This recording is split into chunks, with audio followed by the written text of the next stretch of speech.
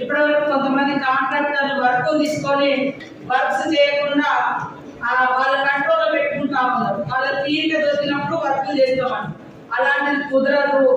ఏళ్ళ కొద్దీ చాలా సంవత్సరాలుగా కూడా తమ ముప్పిలో చాలా వర్కులు పెట్టుకొని అనేక సార్లు నోటీసులు ఇచ్చినా కూడా చేయకుండా ఎగ్గొట్టుకొని కనబడకుండా తిరుగుతున్నారు.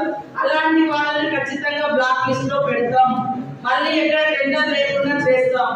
కాబట్టి ఇప్పటికైనా 4-5 ఏళ్ళ నుంచి కూడా తీసుకున్న వర్క్స్ అట్లనే పెండింగ్ పెట్టుకున్నారు.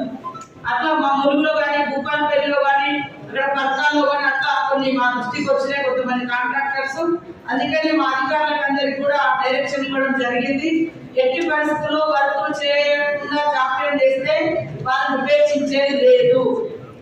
అదే కాకుండా ఏమైనా రోడ్స్ వేరే కారణాలైతే ఆగుంటే అవి మా దృష్టికి తీసుకొస్తే, ఏమైనా పాత రోడ్డు నుండి కొంత ఫండింగ్ తక్కువ ఉంటే కూడా అవసరమైతే కొంత రివైవ్ చేస్తాము, లేదా కొంత అమౌంట్ యాడ్ చేస్తాము.